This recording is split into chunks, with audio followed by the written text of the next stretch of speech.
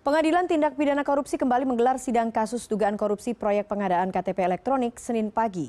Salah satu pengacara Hotma Sitompul mengaku pernah menerima uang dari proyek KTP elektronik.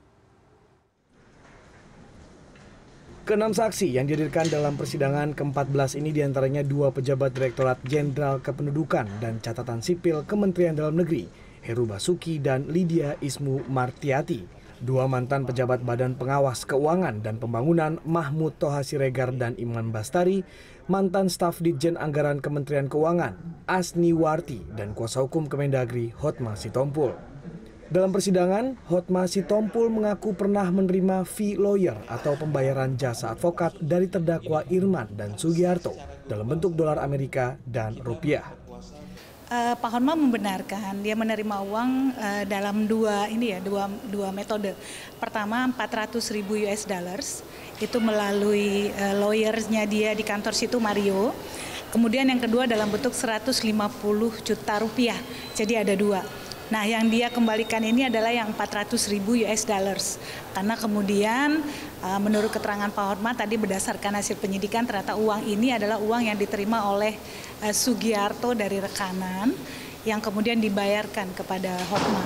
Di situ titiknya yang kemudian dia mengembalikan uang senilai 400.000. Hotma mengaku sebelumnya tak pernah mengetahui bahwa uang 400.000 dolar Amerika yang dia terima berasal dari PT Quadra Solution dan PT Sandipala Arta Putra.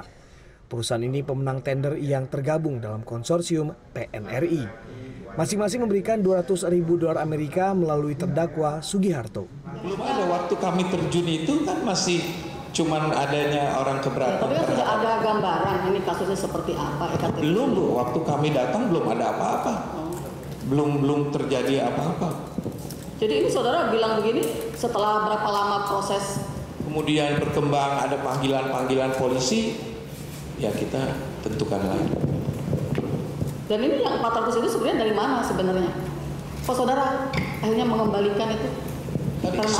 Tadi sudah saya jelaskan dulu bahwa kalau kita ini orang-orang yang terhormat melakukan hal-hal terhormat, pada waktu kita tahu katanya ini sumber dananya bukan dari Kemendagri, ya saya dengan besar hati kami di kantor bilang kembalikan saja. Begitu, ada kewajiban untuk itu ya? Kami sumbernya tidak ini. Itu soal kehormatan kami. Tapi bukan bukan kewajiban dari lawyer harus begitu nggak? Tergantung lawyer masing-masing, Bu. Oh gitu. Sebelumnya pada tahun 2011, Kemendagri menetapkan sejumlah perusahaan pemenang tender konsorsium dalam proyek pengadaan KTP elektronik. Sejumlah pihak yang kalah memenangkan tender melaporkan dugaan penyimpangan kepada KPK. Kemendagri kemudian menunjuk kantor hukum milik Hotma Sitompul sebagai tim kuasa hukumnya. Victor Pangaribuan, Jakarta.